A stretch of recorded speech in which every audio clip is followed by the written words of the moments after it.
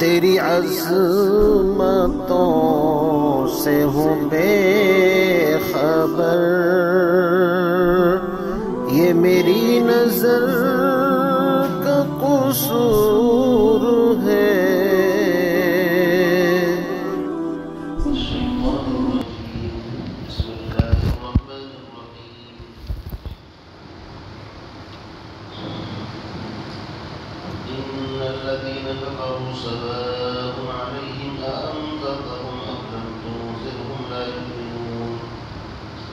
ختم الله على قلوبهم وعلى سمعهم وعلى أبصارهم غشاوة ولهم عذاب عظيم. صدق الله العظيم.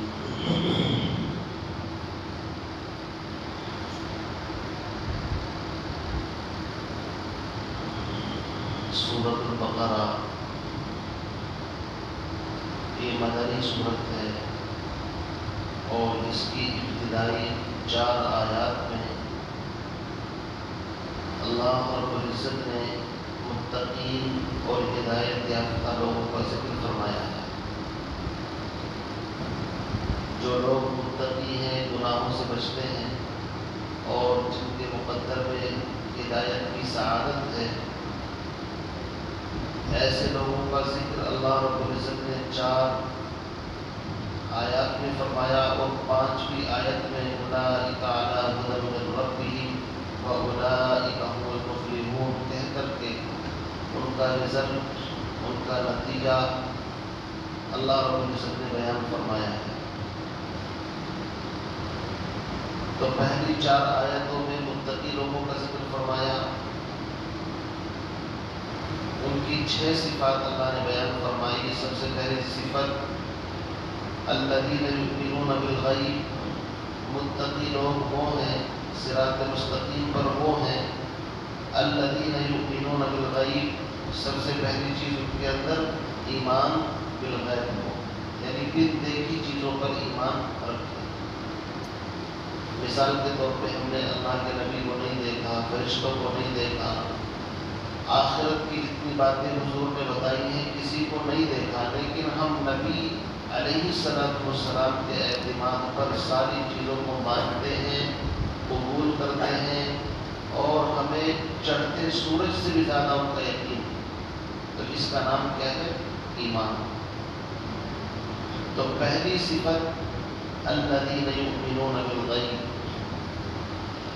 دوسری صفت، دوسری خوبی، جب عقیدہ ٹھیک ہو گیا تو اب اللہ رب العزت کی عبادت، اس کی بندگی میں سب سے اونچا مقام نماز کا ہے۔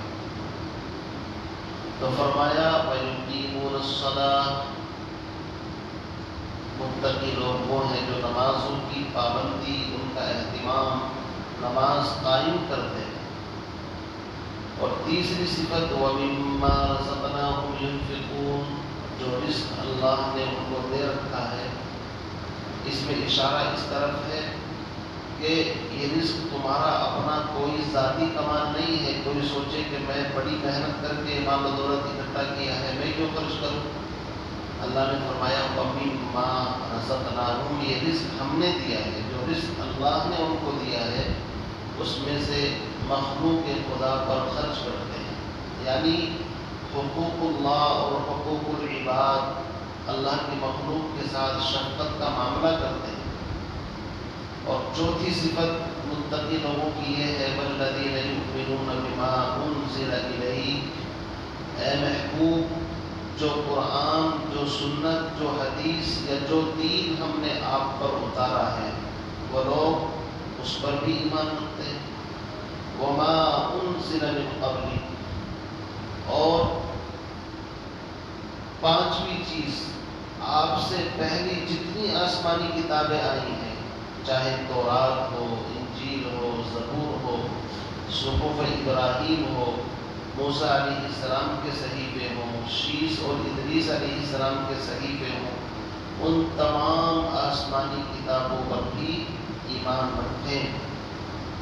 اور چھٹی چیز وَبِالْآخِرَةِ هُمْ يُوقِنُونَ، وہ لوگ آخرت کی زندگی کو یقینی جانیں کہ موت کے بعد کی زندگی اصل زندگی عذاب قبر ہے، یہ جنت کا باغ ہے قبر، یہ جہنم کا ایک گڈھا ہے۔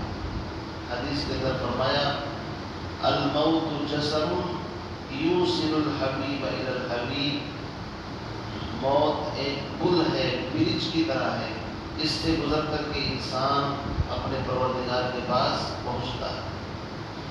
پھر قبر یا تو جنت کے باغوں میں سے ایک باغ ہے اگر وہ ایمان والا ہے، متقی ہے، یا جہنم کے گڈھوں میں سے ایک گڈھا ہے اگر بندہ نافرمان یا کافر مشرک۔ تو آخرت کی زندگی مین اسلام کا بنیادی ٹاپک ہے، اس لیے کہ دنیا کے جتنے مذاہب ہیں وہ آخرت سے بحث نہیں کرتے۔ اکثر و بیشتر مذاہب جو ہیں ان میں یہودیت، عیسائیت تو ایسی ہے کہ بعض چیزوں میں اسلام سے کچھ ملتی جلتی ہے جو بھی آسمانی مذاہب ہیں، لیکن اس کے علاوہ دنیا میں بے شمار مذاہب ہیں، وہ ان کا عقیدہ یہ ہے کہ انسان خود بخود پیدا ہو گیا، بس مٹی میں مل جائے گا، کہانی ختم ہو جائے گی۔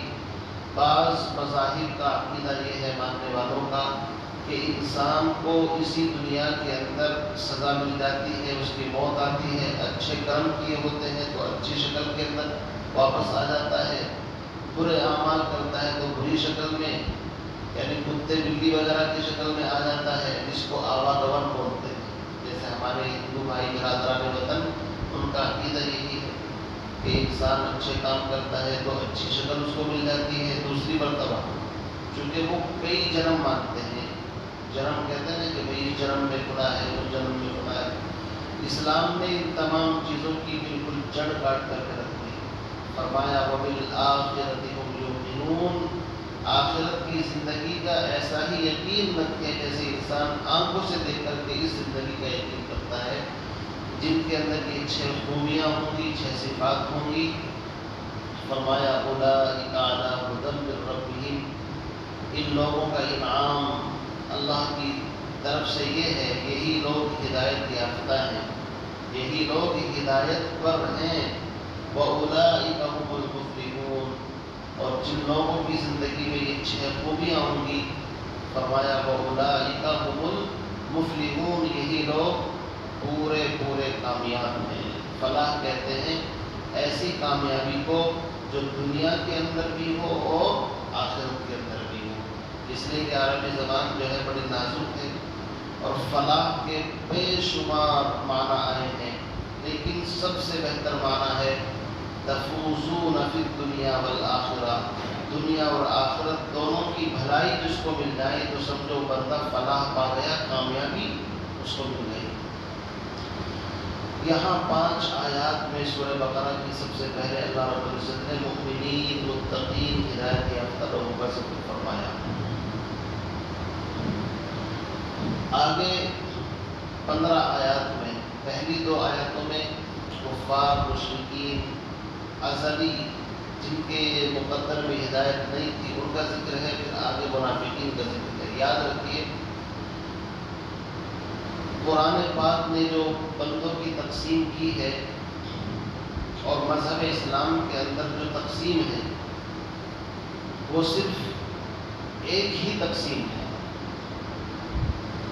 ذات، برادری، قبیلے، خاندان، گاؤں، شہر، ان چیزوں کی کوئی تقسیم شریعت کے اندر نہیں ہے۔ یہ فلاں ذات سے ہے تو یہ بڑا اونچا ہے، یہ فلاں ہے تو یہ نیچا ہے، اسلام اس کو نہیں مانتا۔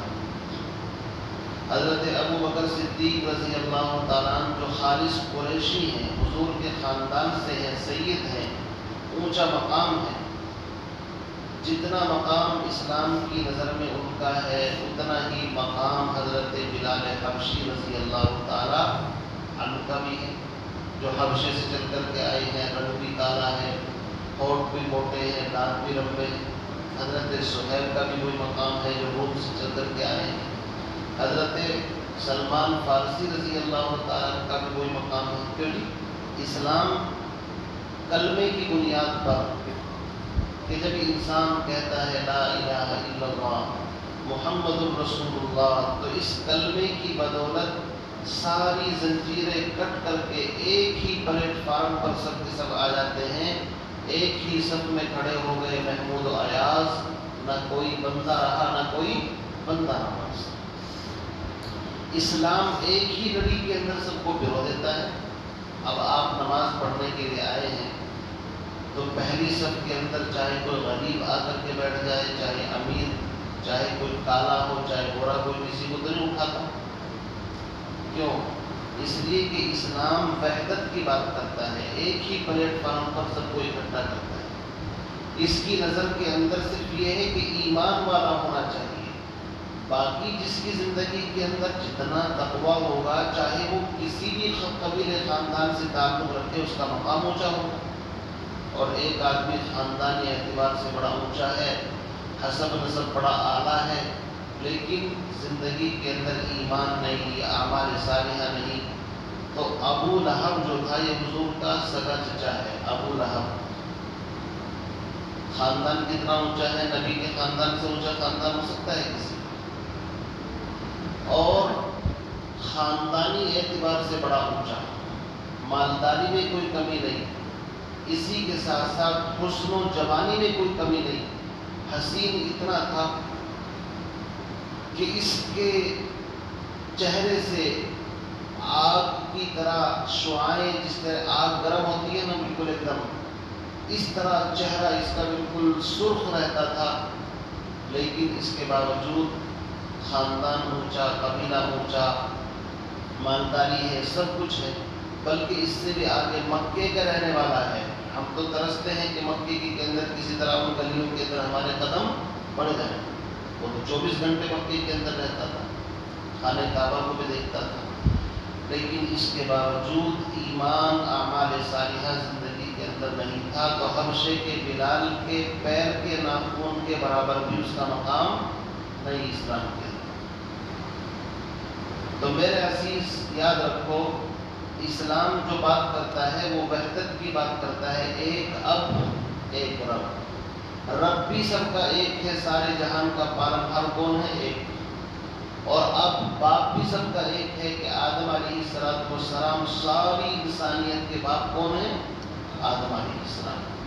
یا ایھا الناس اتقوا ربکم، اے لوگو اپنے اس پروردگار سے ڈرو، الذی خلقکم من نفس واحدہ، جس نے تم سب کو ایک جان یعنی آدم علیہ السلام سے پیدا کیا ہے۔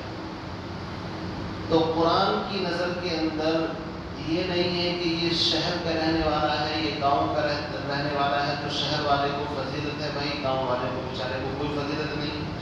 اسلام اس کی بات نہیں کرتا۔ یہ عرب کا رہنے والا ہے، یہ عجم کا رہنے والا ہے، عربی کا مقام اونچا ہے، عجمی کا مقام نیچا ہے، اسلام اس کی بات نہیں کرتا۔ اسلام تو کہتا ہے جس نے بھی لا الہ الا اللہ پڑھ لیا، چاہے وہ عرب کا ہو، چاہے عجم کا ہو، چاہے وہ کالا ہو، چاہے گورا ہو، شہر کا ہو، گاؤں کا ہو، مشرق میں رہے، مغرب میں رہے، شمال میں رہے، جنوب میں رہے، سب کے سب ایک ہی امت ہے۔ انما المؤمنون اخوہ، سب مسلمان آپس میں بھائی بھائی ہیں، ایمان کی بنیاد پر سب کو ایک ہی لڑی کے اندر پرو دیا۔ لیکن قرآن میں ایک تقسیم ہے۔ اللہ نے فرمایا هو الذی خلقکم فمنکم مؤمن ومنکم کافر، ایمان اور کفر کی بنیاد پر قرآن تقسیم کرتا ہے۔ الکفر ملۃ واحدہ، کفر ایک ملت ہے، ایک مذہب ہے، چاہے وہ کہیں کا بھی کفر ہو یا کافر ہو، وہ سب کا سب ایک پلیٹ فارم پر ہے۔ اور ایمان والا چاہے کہیں کا ہو، شہر کا، گاؤں کا، امیر غریب، وہ بھی ایک ملت ہے۔ تو بات سمجھانے میں میں سمجھانا چاہ رہا ہوں، سیدھی سیدھی بات یہ ہے کہ جو ہم نے اپنی تقسیم کر رکھی ہے نا، کہ ہم ذات، قبیلے، برادری، شہر، گاؤں اور ان چیزوں میں بٹے ہوئے ہیں، اسلام کی نظروں میں ان کی کوئی ویلو نہیں۔ قرآن کہتا ہے کہ ہم نے جو تمہارے قبیلے خاندان بنائے ہیں، وَجَعَلْنَاكُمْ شُعُوبًا وَقَبَائِلَ لِتَعَارَفُوا، یہ تو آپس میں پہچان کے لیے بنائے ہیں۔ باقی اِنَّ أَكْرَمَكُمْ عِندَ اللَّهِ أَتْقَاكُمْ، تم میں اللہ کے نزدیک سب سے زیادہ وہ ہے جس کے اندر تقویٰ ہو، پرہیزگاری ہو۔ بھئی کھڑکی کھول دو نا ادھر سے، کی صفت ہے کم سے کم ہوا کی بات. تو ان اکرمکم عند اللہ اتقاکم. تو قرآن نے صرف ایک تقسیم کی ہے، فمنکم مومن ومنکم کافر. الکفر ملت واحدہ، ساری دنیا کا کفر ایک ملت اور ساری دنیا میں بسنے والا مسلمان ایمان والا ایک ملت. صرف دو گروپ ہیں، ایک کافر ایک مومن. اب یاد رکھیے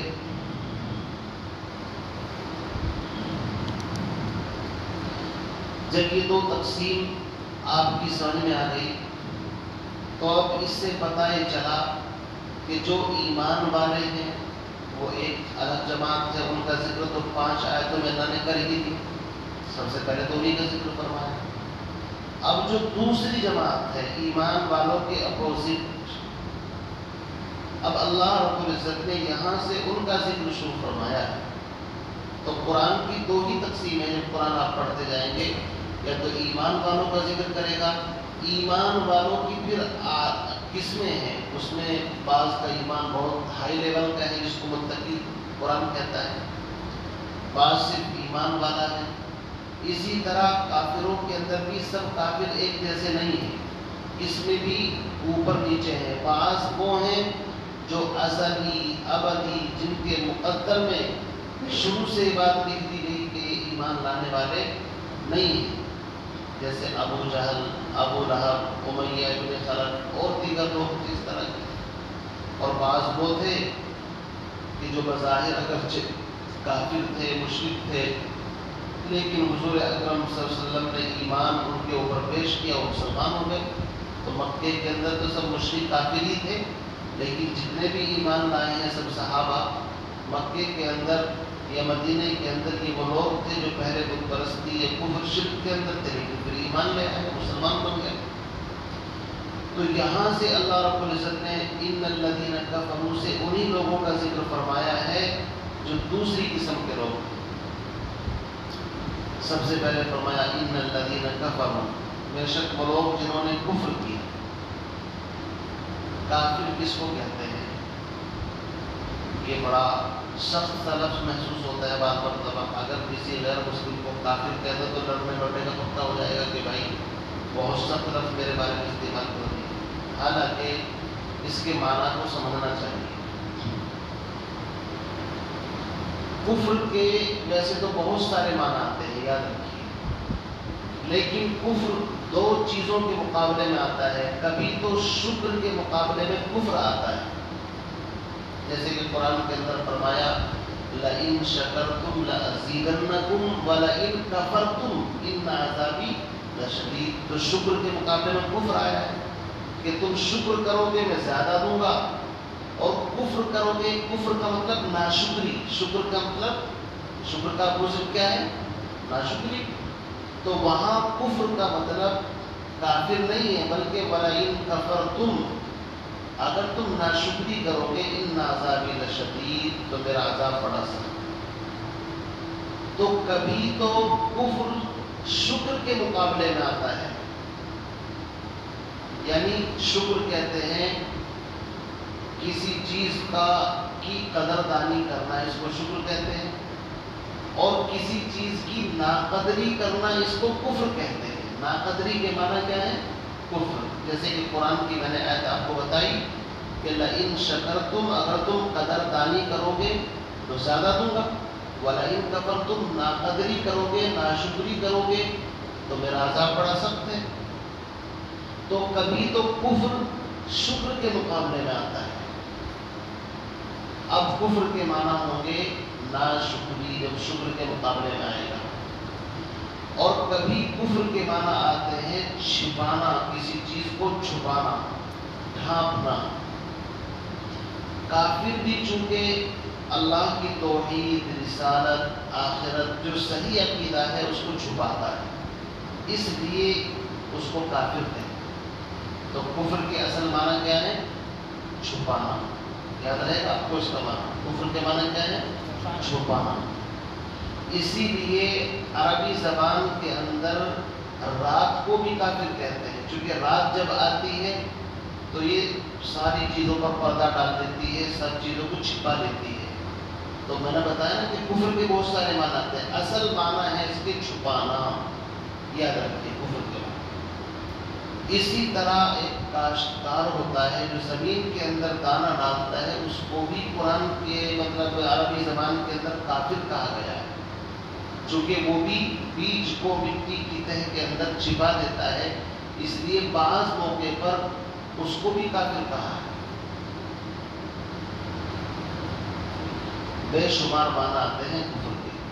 رأیت کافرا فی کافر یکفر کافرا عند کافر، میں نے ایک کاشتکار کو دیکھا کہ وہ اندھیری رات کے اندر نہر کے کنارے پر اپنے کھیت کے اندر بیج ڈال رہا تھا۔ اس کے معنی ہوں گے، ہر لفظ جو کافر استعمال ہوا الگ الگ معنی کے اندر ہے۔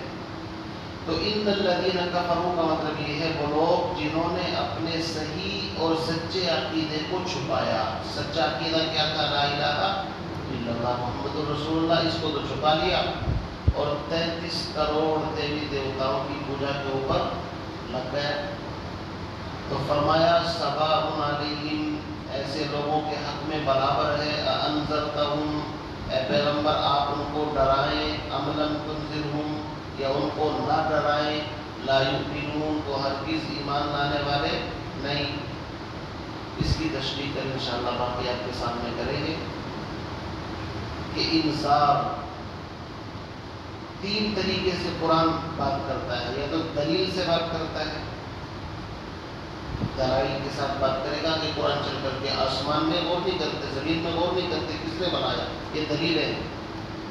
اور کبھی قرآن تبشیر بشارت کی شکل میں بات کرتا ہے، اگر تم یہ کرو گے تو تمہارے لیے جنات تجری من تحتها الانہار بہہ رہی ہے، یہ ہوگا وہ ہوگا، ہے نا۔ اور تیسری شکل یہ ہے کہ اگر نہیں مانو گے تو پھر ٹھکائی ہوگی، سیدھی بات۔ تین ہی طریقے بات کرنے کے ہوتے ہیں۔ آپ بچے کو یا تو دلیل کے ساتھ سمجھائیں اپنے بچے کو کہ بیٹا دیکھو اس کا نفع ہے، اس کا نقصان ہے، یا بعض مرتبہ اس کو لالچ دیتے ہیں کہ اگر آپ پڑھیں گے لکھیں گے تو آپ ایسے بن جائیں گے، یہ ہوگا وہ ہوگا، یہ فائدے ہوں گے اس کے۔